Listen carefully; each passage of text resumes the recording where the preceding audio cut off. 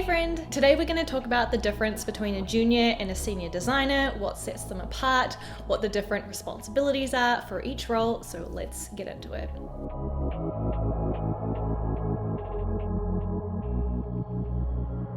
Before we get into the topic today, a few sort of announcements or things that I want to share to my regular viewers on the channel. If you're not interested in that stuff, then just use the chapters in the video to skip ahead. First of all, I've recently moved from Toronto to Victoria, BC. So I'm in my new office, which I am in the process of setting up. So it's still a little bit of a blank slate, but I'm really excited to get this set up into my sort of dream studio space. Second of all, you might hear some construction in this video, and that is because literally right next to me, they are building some townhouses, and these builders start like clockwork at 7 a.m. and go right until it gets dark. So this is really the only opportunity for me to use the daylight and make a video. So sorry for the construction noise. It just is what it is, but I'm going to try and be more organized and film on the weekends when it's more quiet. Next, I'm very excited to share that we have a channel sponsor now for this channel, and that is Superpair, who have been so supportive of me on my design journey. A lot of you know that I offer mentoring sessions over on Superpair, and they gladly agreed to come on and sponsor this channel. And now what that means is that you will just see a little like powered by Superpair at the beginning of most of my videos, as well as a link in the description to go and check out Superpair. You can book a mentoring session with me, and that's it. So they're really just here to help support the channel and help sort of invest in me continuing to create this great design resource and content for you. So a huge thank you to Superpair. All right, so what is the difference between a junior and a senior designer? For years, I kind of wondered, like, isn't it essentially the same job? Like maybe senior designers just get paid more to do exactly the same thing as a junior designer. However, since becoming a senior designer myself earlier this year, I've realized that there is more to the role than just kind of doing the same thing and getting paid more, but the responsibilities required and the sort of role of a senior designer is a little bit different. Caveat, this can differ from company to company. So I'm going to share with you my experience today with the context of having worked at Uber for 4 years as sort of a junior to a mid-weight designer. And now I'm currently working at Wealthsimple, which is a Canadian tech company, which is a lot smaller than Uber in size and scale and sort of design maturity, but I am working there as a senior designer. So that is the context of what I'm going to share with you. So let's begin with what sort of makes a junior designer. The first thing I notice is working as a junior designer is often your sort of problem space or your scope is sort of more focused or more kind of narrow. Your projects might be shorter in timelines and not take as long as like bigger, more impactful projects that senior designers might be working on, but they might be more sort of shorter time frame, smaller in scope, and more focused and tactical. Often when I was working as a junior designer, I was focused on one sort of problem space or like problem area, not necessarily looking at like the bigger sort of holistic like end-to-end information architecture, but a little bit more narrow and focused and maybe sort of like working on a very specific feature or a very specific like area of a product. Also, in my experience as a junior designer, I found that I was often only tasked on one project at a time. So this meant that I could really sort of focus deep on my one project that I had at that point in time. And I wasn't like juggling multiple things at once. And I think that was really good for me as a junior designer because it allowed me to go really deep into that one project and like better manage priorities, expectations, like develop time management skills, which are a bit different now that I'm a senior designer, and I'll touch on that soon. Next, as a junior designer, you are likely to be more focused on sort of tactical pixels and craft rather than impact. And what I mean by that is that I found that I was often really focused on sort of developing my craft, my like design capabilities, working a lot in Figma, pushing pixels, creating the user interface and the user experience. And it was like these more kind of tactical like projects where I just had to like create screens or like execute on crafting experiences. And this is great to have this as a focus at this stage in your career because craft is really important, especially as you grow and progress. And so by focusing a lot on craft at this point in your career and like building on your skills and your design capabilities, that's going to help prepare you for later on when you eventually make it to a senior or higher level designer. You're going to have that really good solid foundation and base level of skills that will just help you become a more efficient designer as you go throughout your career. Next, I found that like my level of ownership was really within the boundaries of the project I was working on, the feature I was designing, or like the domain or project area that I was assigned to. I wasn't often like cross collaborating with other teams or other designers, not really thinking about wider, bigger like ecosystem kind of, problems or tackling those kind of things. So it was really within the boundaries of my domain. And I also found that I relied a lot on others to step in and provide their expertise. And again, this is totally normal at this stage in your career. You're not expected to be like an expert in every single possible design skill.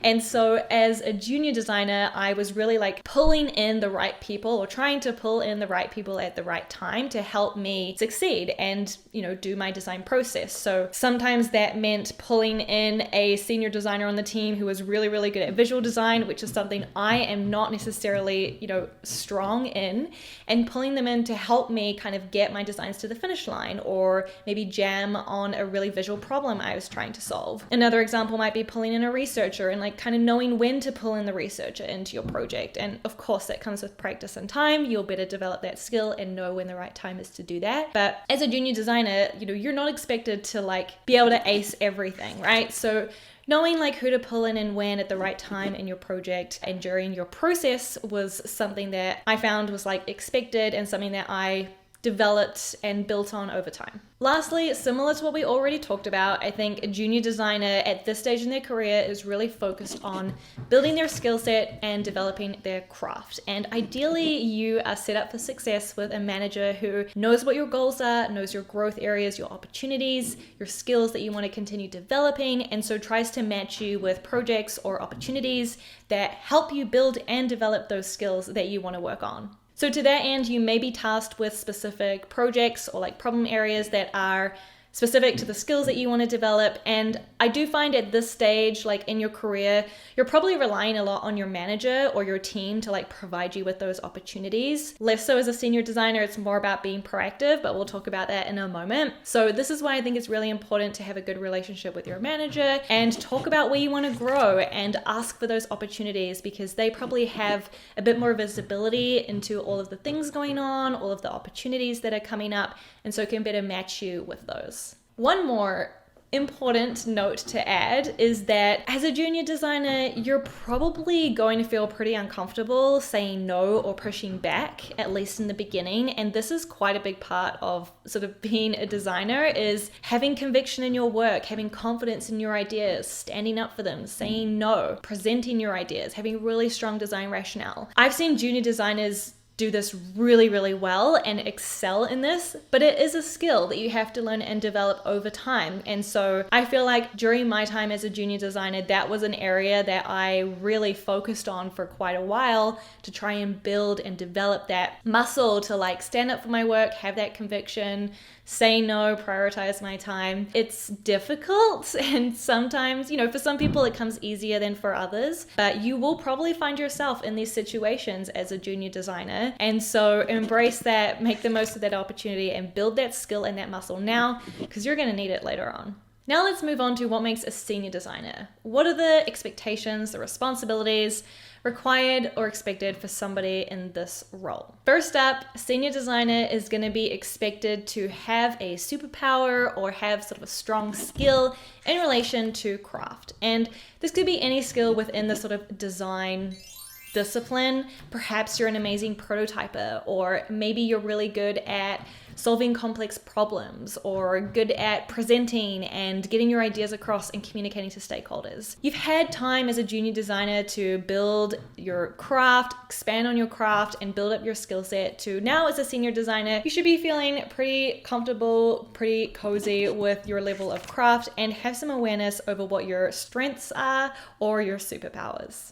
Along with this, you're probably expected to be able to really clearly articulate and communicate your design decisions and rationale. And by this stage, you should also be able to work with pretty minimal oversight and sort of be able to work autonomously and independently and have confidence in knowing sort of what step to take next in your design process or what to do to kind of get closer to the finish line. Another quality is being able to demonstrate more independent thinking. And now what I mean by this is to kind of not take everything at face value, and like just because a product manager puts something in a brief like doesn't necessarily mean it has to be that way or it's true or the best solution. So as a senior designer, you're probably expected to come up with your own ideas, thoughts, opinions about how something should work, and have the confidence to voice those, communicate those, push back. I find that I'm always asking questions and trying to sort of understand other people's perspectives, but also try to understand more about the problem or the goal or the context so I can better formulate my own opinions and perspectives. And I'm also working really closely with my product manager at all times to try to come up with a goal together or try to jam on ideas together and be more in sync. And as like a design product partnership, like together, let's write the brief or the product requirements document. Next, senior designers are probably going to have a little bit more opportunity or be tasked on projects that require a bit more higher level thinking. This is sort of what I was talking about with the junior designers that don't quite get the opportunity to do this as much. Senior designers, you might be tasked on projects that look at more of the wider ecosystem or the information architecture. You might be less focused on like your narrow like product area or project or feature, and be thinking more holistically about how does this fit in with the wider ecosystem or like the platform, or how does this work across all of the different experiences that we have. This can often be called more sort of visionary work or platform work, more North Star, blue sky thinking, and I find that I'm often trying to think about how my projects fit within the sort of broader ecosystem. Often these projects end up requiring you to have a bit more influence and can also lead to more impact. You might also be tasked with projects that are more 0 to 1, and this basically means like working on a brand net new feature or product or platform. And so again, that requires like that blue sky thinking. What is that North Star? You're kind of starting with a blank slate. We're building this brand new product together.